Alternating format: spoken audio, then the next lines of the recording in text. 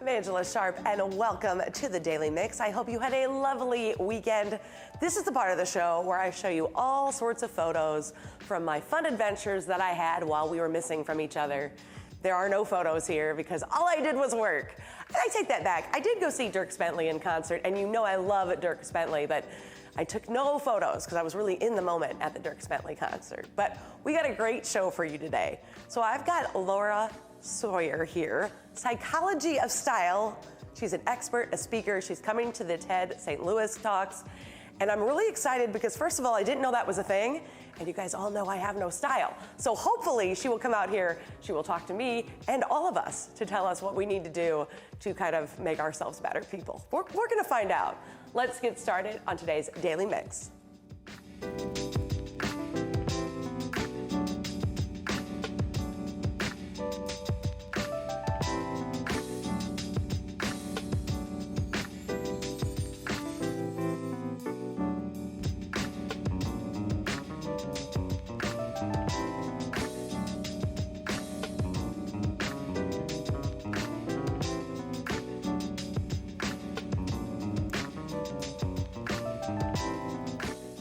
Is it just me, or has August flown by?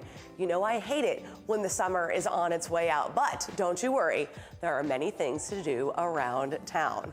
The St. Louis Science Center is kicking off September by bringing a galaxy far, far away to our own backyard. For First Fridays, this is so fun. You can celebrate all things Star Wars at this free event. You can create your own life form for a Star Wars planet. Get tips for lightsaber dueling, learn about the science of lasers, enjoy great photo ops, check out their special Star Wars themed menu, and watch a free screening of Star Wars: A New Hope at the OmniMax Theater. First Friday Star Wars will take place at the Science Center on Friday, September 6th from 5 to 9. Visit slsc.org for all the details. The Q Barbecue Fest is bringing Q in the Lou back to St. Louis. This all-out protein party will feature a unique lineup of award-winning pitmasters, a Weber demonstration stage, the Rib Rumble eating contest, ice-cold drinks, a vendor village, music, and more. Everyone 15 and older needs to have a ticket, but general admission tickets are free. The festival will take place on the north end of the Gateway Arch National Park beginning September 6th through the 8th. You can find the full lineup and all the details at qinthelou.com. St. Louis's most dog-friendly music festival is set to debut this September. Bar K's first ever Off-Leash Music Festival will feature a day filled with live music from 12 different bands performing across 2 stages, food and drink specials, a variety of vendors catering to you and your furry friends, and so much more. The Off-Leash Music Festival is set for Saturday, September 7th from 11 to 10 p.m. at Bar K STL. You can visit barkdogbar.com to learn more. Hamilton is coming back to the fabulous Fox Theater, and guess what?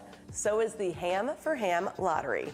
A limited number of tickets will be available for every performance at a fraction of a regular ticket. The lotteries will begin at 10 a.m. each Friday and close the following Thursday at noon for the upcoming week's performances. Now you can enter through the official Hamilton app. Hamilton will be on stage at the Fabulous Fox August 28th through September 8th. For a full schedule and more information about the lottery, visit fabulousfox.com. BWorks' next round of Earn a Bike classes starts soon. The free 6-week hands-on class teaches kids from ages 8 to 17 basic bicycle maintenance and safety, as well as important life skills like teamwork and responsibility. Students who attend all 6 classes will earn a bike. There are 2 sessions starting up. One series will be offered at the Tandy Rec on Saturdays from noon to 2, beginning September 7th. The other will take place at BWorks on Tuesday from 6 to 8, beginning September 10th. You can learn more about this and other programs and register online at BWorks.org. Now, I think we all know this year will mark the 23rd anniversary of the 9/11 terrorist attacks.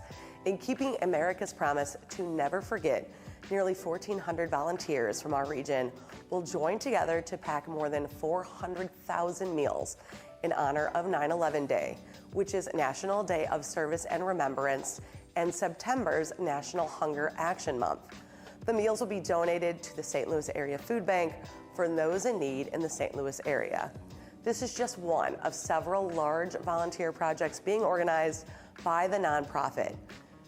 Each year, more than 30 million Americans participate by volunteering, supporting charities, and doing good deeds. If you would like to learn more and find ways to get involved, visit 911day.org. It has been more than 30 years in the making, but finally, the ghost with the most is back. Say his name 3 times and it's showtime. Of course, I'm talking about the long-awaited sequel to Beetlejuice. Take a look at Beetlejuice, Beetlejuice. Here's a preview. Be warned, it's intense.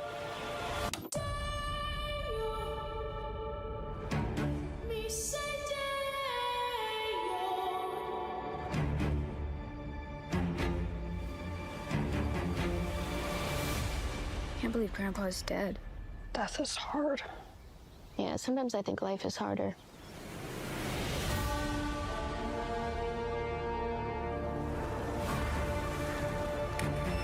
When I was a teenager, a trickster demon terrorized our entire family and tried to force me to marry him. I believed he was gone forever until you found this in the attic. Ew. Who's Beetlejuice? Don't ever say that name. Beetlejuice. No, Astrid, I am serious. If you say his name 3 times, he will appear. Beetlejuice. The juice is loose.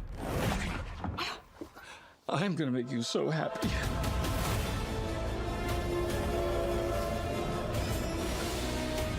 The living. The dead. Can they coexist? That's what we're here to find out.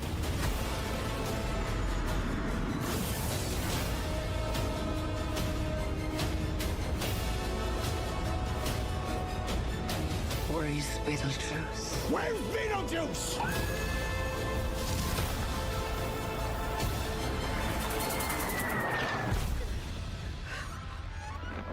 Beetlejuice! Feel free to express yourselves. Don't be afraid. You're a figment of my imagination. Really? Is this a figment of your imagination?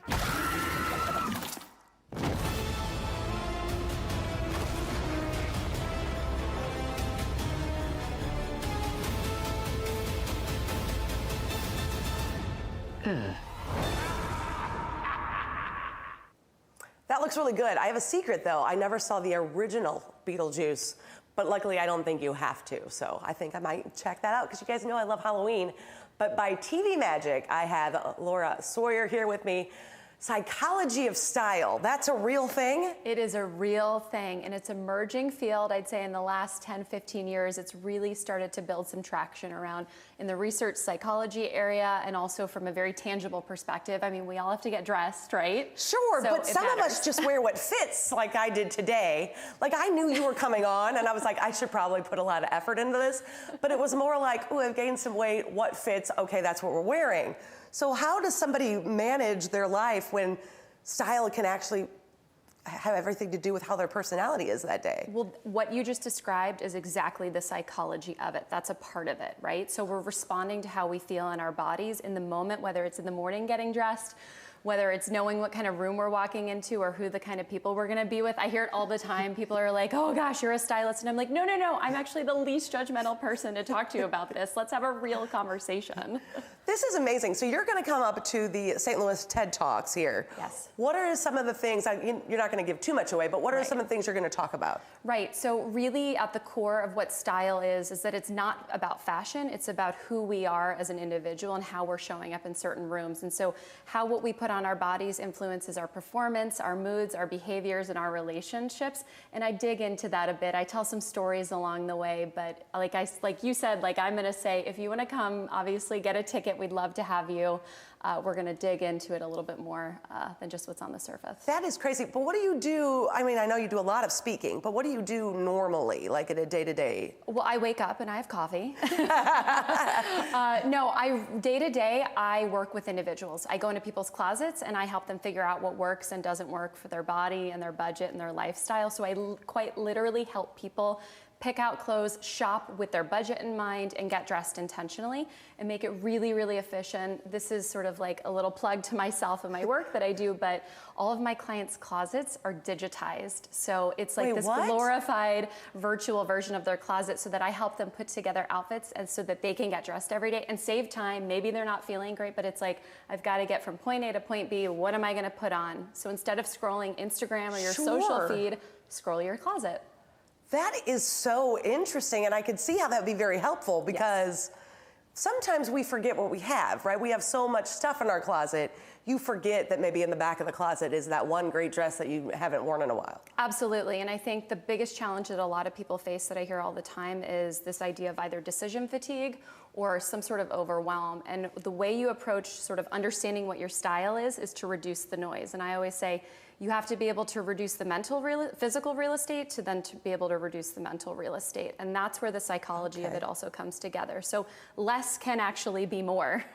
That is very interesting. Now, when someone has a psychology of style, does that mean like on a day-to-day basis they're dressing relatively the same way, or can your style be drastically different from day to day? Drastically different. I use myself as a great example. People are always like, what's your style? What are your words? What's your style archetype? And I'm like, some days I'm a little sporty, some days I'm a little classic, some days I'm a little preppy. And I think we sometimes as individuals get so caught up in wanting to check a certain box of what our style is because we're trying to simplify it, right? But at the end of the day, we're multidimensional people, so you can be a mixture of all these things, and they don't need to be one or the other. It can be one and another and another, and it's just a matter of how you're feeling that day, and also keeping in mind, knowing what kind of room you're walking into, too. Oh, so I have to keep in mind my audience, basically, whoever that audience may be, if it's the grocery store or here, for instance. It's true. It's true. I mean, we live in a very visual world, and as much as we don't want to maybe acknowledge that sometimes, or sometimes we're just not feeling great, which is totally understandable, there's an awareness that goes into these increasingly visual spaces that we're walking into, whether it's in person or if it's online as well. And so there's just a good, keen awareness of knowing what that means and meeting your own authentic style. And that's really what the power of style is. That's so unique. Now, when you help people in their own closets, what are some of the things you've heard after you get everything simplified and I guess online for them to look at? Sure. I mean, things like, I feel so confident, I know who I am, I didn't realize that this was all here in front of me, or I have all the things that I actually needed, I didn't need to go out and buy more things. You've helped me figure out how to maximize my wardrobe. Those are some really impactful areas in people's lives. So it's about clothing and what we're wearing, but it's about making people's lives easier and just more pleasurable. And I've noticed your wonderful statement piece necklace. So does jewelry play a lot into that style as well? Oh, sure. I think you could also maybe say the same. You've got great accessories on. I love jewelry. them. Yes, it does. It's not just your clothing. It's all the things that we're adorning our bodies with, right? So it could be anything from shoes and jewelry to how we style our hair, how, maybe it's body tattoos too. I mean, it's just all the things that we add onto our body. Glasses, I wear a lot. I don't have them on today. But those are things that all go into our style choices. It's how you carry yourself too. I was just reading something today about the glasses and how it helps make you look more symmetrical. So that's as long as they fit the face right. Right, as long as and that's what you help people with that too? Exactly, So when you go into their closet, are you making them try on these clothes to see if these clothes fit and if it works still? Because we all know that we buy clothes maybe when we were, 20 pounds lighter, and then you get to a certain point and you're like, I don't want to throw it away though.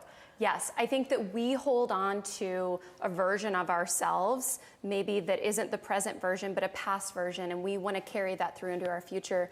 And I think that happens with a lot of people. I've been guilty of it at times too. But the real hard thing about this is that style, yes, it's fun, it's pleasurable, it's expressive, but it's like anything, it's work. And so you have to do the work to go about doing it so that it can become easier and more efficient for you. And that includes trying clothes on. So yes, the closet is probably one of the most vulnerable spaces in anybody's life. Right. And I feel very grateful that I'm entrusted to come into that space with people and to say, like, we need to have real conversations. It's all about compassionate truth telling.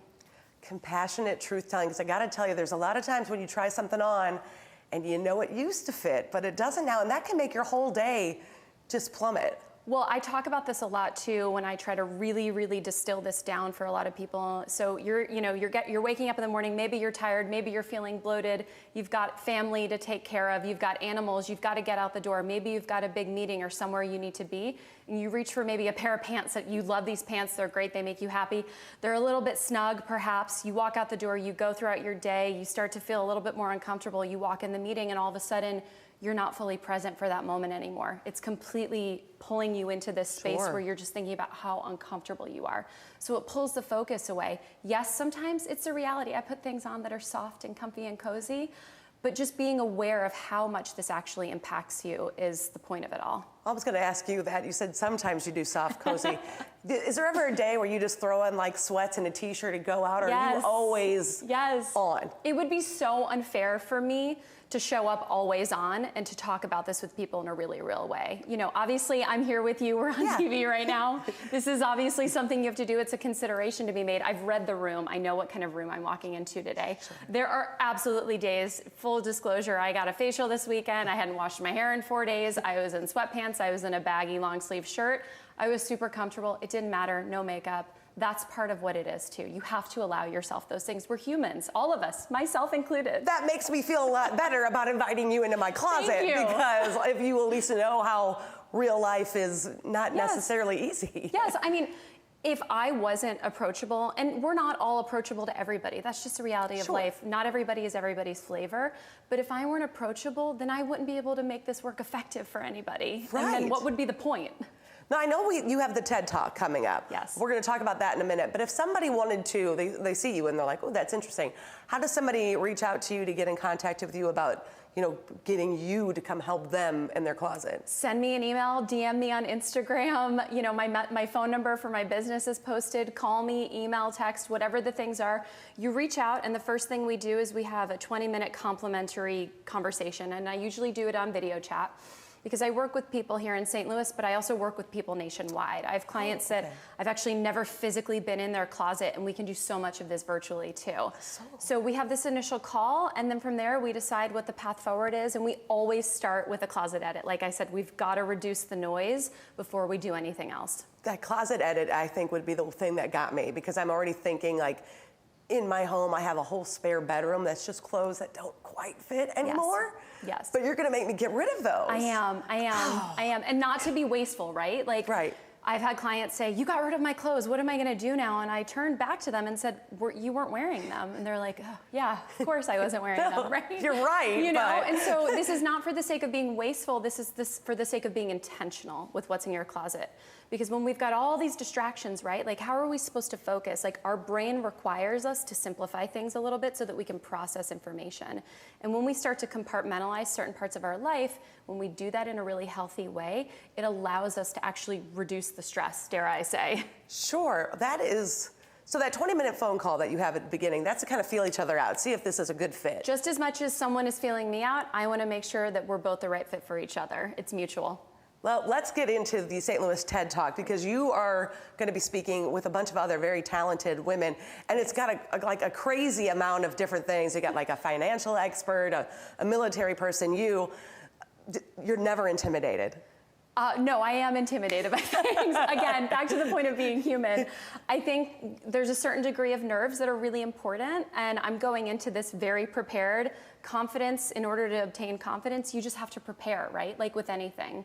So I'm just honored to be among this group of phenomenal women who are going to be speaking at this event. I've auditioned for 3 years, and I finally was accepted to give a TED Talk. So I'm just so grateful. It is going to be great. Can you tell people how they can get tickets to that? And they are definitely going to want to check this out. Yes, they can go to the TEDxStLouis website. The main theme of this event is Amplify. And so what you can do is, there's a website I think that's going to be up on the screen here. Log on there. It's at 2 Hill at UMSL. It's in the afternoon. There are a few different ticket types, but the main show starts at 3 p.m. and the talks are anywhere between 10 and 15 minutes long, and we hope you can join us.